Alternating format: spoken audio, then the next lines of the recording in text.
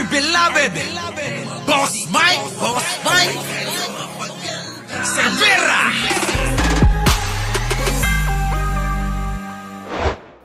Si Digong, ano na mangyayari? Punta natin. Digong, ano na ang mangyayari sa iyo ngayon?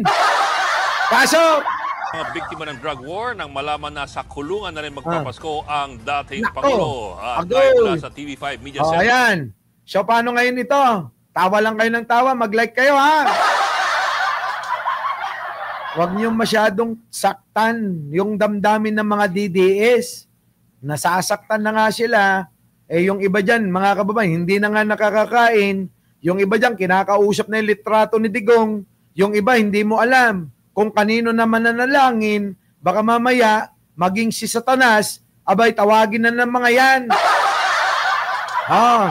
So, eto, pakinggan ho ninyo, ano na ang kalagayan ni Digong ngayong matapos po na hindi po, pahintulutan na makalaya pansamantala at hindi i-grant uli yung kanilang apela para po sa kanyang interim release. Nagunyi ang pamilya ng mga biktima ng drug war nang malaman na sa kulungan na rin magpapasko ang dating Pangulo. Kung mayroon pong nag-iiyakan, meron din pong mga kababayan ko, meron din pong mga nagbubunyi, nagsasaya. Diba? At live mula sa TV5 Media Center, nasa frontline na balitang yan si Gio Robles.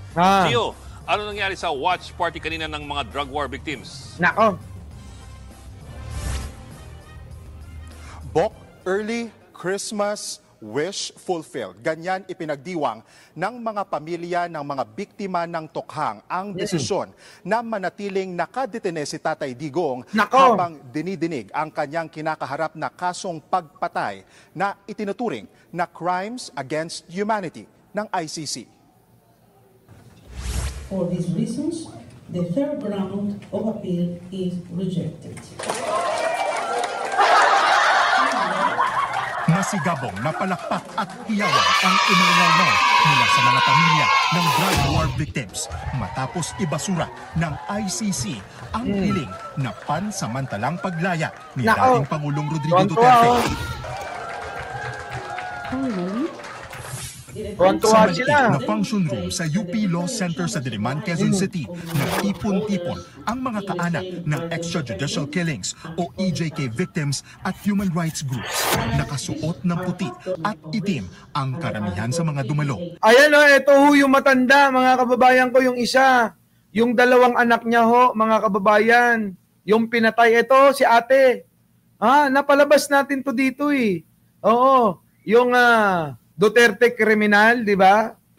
Ito yun, mga kababayan ko. Nag-iiyak po ito. Ikaw, Duterte, mamatay ka. Sabi niyang ganon. Managot ka sa mga ginawa mong kasalanan. Sabi, pinatay mo yung dalawang anak ko, di ba? Yan yun, yung matanda na ito. Biruin nyo, dalawang anak po ang pinatay ni Digong. Opo. Sige tuloy. Bit-bit pa ng ilan ang larawan ng mga mahal sa buhay na pinaslang umano sa drug war. Nako. Si Isabel Espinosa napatalon sa galak at napayakap pa kay human rights lawyer Nery Colmenares. 2017 nang mapabilang ang anak ni Isabel na si Sonny sa 7 nasawi sa tinaguriang Caloocan Massacre. Nitong Miyerkules nang magdiwang ng kaarawan ang anak ni Isabel. Nako. Thank you, God! Hindi ka nakalabas! Advance birthday gift. Grabe naman na grabe ng katuwaan. Grabe, no? Sobrang katuwaan, mga kababayan ko. Naman kay Lori Pasco ang pagbasura ng ICC sa apela ni Duterte. Sa Linggo, ang kanyang 71st na kaarawan. 2 anak ni Pasco ang napaslang sa giyera kontra droga. Sobrang tuwa. Nabunutan ng tinik, advance Christmas din para sa amin. At totoong may magpapasko sa dihig si Duterte yun. Yes. Grabe, no? Tindi, mga kababayan ko, matindi. Tuwan-tuwa sila, mga kababayan, tuwan-tuwa. So gusto din namin talaga na tumagal din yung buhay niya para yung sakit na ramdam ng mga pamilyang namatayan, maramdaman din niya na mahirap pala. Oh, kita nyo, no? Yung pinapanalangin pa na tumagal daw yung buhay mo, Digong. Para maramdaman mo kung gaano kahirap. Kung pwede nga lang hindi ka na mamatay eh. Habang nararamdaman mo yung mga, kung ano man yung nararamdaman mo eh, no? Mga kababayan, ano? Para kay ICC Assistant to Counsel Cristina Conti, ang unanimous na pagtanggi ng ICC sa interim release ni Duterte ay isang malinaw na senyales na magpapatuloy ang kaso laban sa dating Pangulo. Patay! Oh, paano na? Walay na to, mga kababayan ko. Ito po, mga kababayan, si Digong ay isa pong may halintulad kay Hitler. Pinapakita din daw nito na walang VIP treatment sa ICC. Batas ang umiiral. Yon. It means that they were thoroughly convinced that there is basis for Duterte to remain in detention. Nako. Maski yung batas ng ICC, yung Rome Statute, nahihit kumbaga ang lahat ng requirements para manatili siya sa detention. Correct. Ayon naman kay ML Party List Representative Laila de Lima, inasahan na nila ang pagbasura sa apila. Wala raw ibang may kasalanan kundi si Duterte at kanyang mga taga-suporta dahil sa kanilang mga pahayag na siyang ginamit ng pre-trial chamber na siya namang sinang-ayunan ng appeals chamber. Baka kailangan daw munang maghinay-hinay ng mga anak at supporters ng dating Pangulo. Correct. Special mention si Davao City Mayor Baste Duterte. Patay! Hinay-hinay kayo! Nako, delikado yan. Gumagawa raw ng bagong drug war sa Davao. Nako. Si dating Senador Antonio Ayan Trillanes sinabing hindi na dapat paasahin ang Duterte supporters. Ayan, sabi rito, ngayon na natuldukan na yung interim release na yan, sana ay wag nang magpaasa ang leaders ng Duterte cult. Ang Duterte camp o kulto. Ang kulto. Itong mga membro ng kulto ni Duterte. Di na makakalaya si Duterte bilang kabayaran sa libo-libong Pilipinong pinatay niya eka. Di ba? O ngayon, sasabihin nyo, questionin nyo yung ICC, mga bobo. Matatalinong mga tao, yung mga membro ng chamber ng ICC. Yung pong mga tumatayo dyan na mga hurado ay hindi po katulad ni Sara Duterte, ni Pulong Duterte, ni Baste Duterte. Hindi. Iba ho ang mga utak niyan. Bago pa yan, magpadampot, mauuna ang imbestiga. Ito ang ICC, bigyan ko lang kayo ng konting trivia. Iba, sa atin, sa Pilipinas, huhulihin mo yung tao, tsaka mo palang iimbestigahan. Diba? Kapag yung kaso ay non-bailable, hindi ka pwedeng magpiyansa, hindi ka pwedeng makalaya hanggat hindi natatapos yung pagdinig ng kaso. Ngayon, kung bailable, pwede kang makapagpiyansa at ikaw maglaboy-laboy. Nasa laya ka habang ikaw ay dalo naman ng dalo ng hearing, di ba? Tulad ng ng mga kasong halimbawa ng bailable, cyber libel. Yan, bailable yan. Magbe-bail ka habang ikay nasa laya pero atin natin ka. Dalo ka ng dalo. Diba? Kung mapupuno ka ng ng demanda, jam mo na. Sasakit ang ulo mo diyan. Diba? Ngayon, yan tulad ng mga ganyan sample lang naman ito. Non-bailable. Ikaw, tulad niyan, pumatay ka tulad ni Digong. Walang bail yan. Murder. Walang bail. Hindi ka makakapag-bail. Ganon. Ito, Sa ICC, baliktad. Ang ICC, nag-iimbestiga muna. Imbestiga.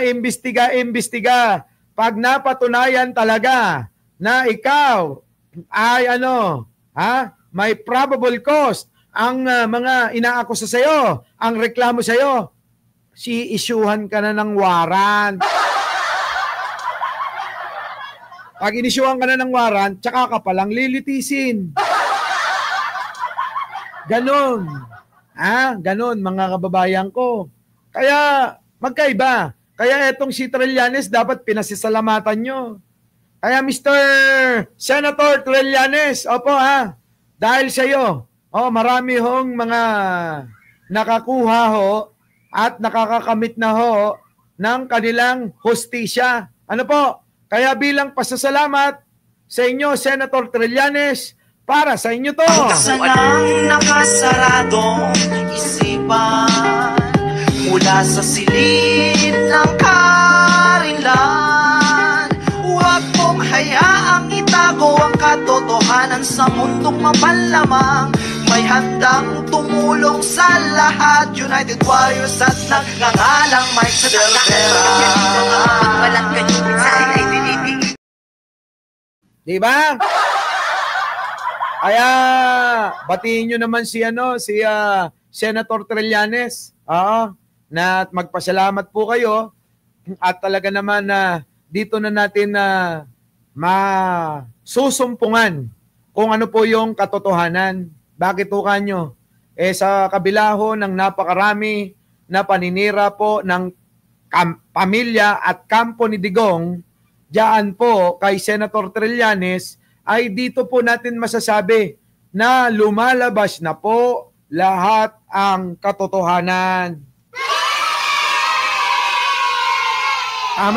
Tama mga kababayan ko. Lumalabas na ang katotohanan sa pamamagitan po ng mga nangyayari ngayon sa kasalukuyan. Ano po? Grabe, no? Tindi. So yan, mga kababayan ko, ito na. Na makakalaya pa ang dating Pangulo. Hindi na raw makakalabas si Duterte bilang kabayaran sa libo-libong Pilipinong pinatay niya. The serve!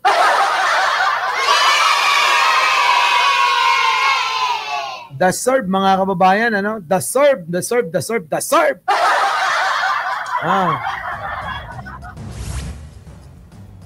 Dalawang mahalagang issue pa ang susunod na tatalakayin ng ICC, ang jurisdiction sa kaso ni Duterte at ang kakayahan niya na humarap sa paglilitis o fitness to stand trial. Sa December 5, ang deadline para sa assessment ng mga medical expert sa dating Pangulo. Ito yung sinasabi nila na binuong mga eksperto sa forensic psychiatry, geriatric and behavioral neurology.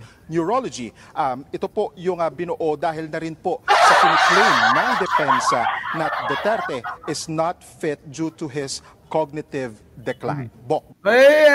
Sabihin nyo na, di ba? Sabihin nyo na siraulo talaga si Duterte. Ganyan. Aminin nyo na. Aminin nyo na may sira ang ulo kasi ni Duterte, baliw yan si Duterte, gano'n. Aminin nyo na kasi. Baka biglang bumaba pa yan, baka mamaya palayain pa yan kasi baliw na nga eh. Yan, mga kababayan, ano na nangyayari ngayon? Alam nyo, ito ang problema kasi. Diyan sa mga tao na yan, para bang ang mabuti, si Duterte lang. Kundi ba naman mga mangmang, binulag lang kayo, no? Boss Mike, grabe yung pasabog ni Meme Pebbles. Ano yan? Mamaya ko tatalakayin yan kasi wala na tayong oras. Mahaba-haba pa to. Alam nyo mga kababayan ko, sa totoo lang tatalakayin ho natin, mamaya, yung pong, halongkatin natin, saan ba nagsimula ang mga pandurugas, pagnanakaw, dito sa kasaysayan ng bansa. At alamin natin kung mayroon bang katotohanan yung mga binibintang sa bawat administrasyon ng mga nagdaan. Ano po? Yan ang ating tatalakay mamaya po. So paano mga kababayan ko? Para hindi po tayo para hindi tayo mapuwersa. meron pa tayong isang live mamaya.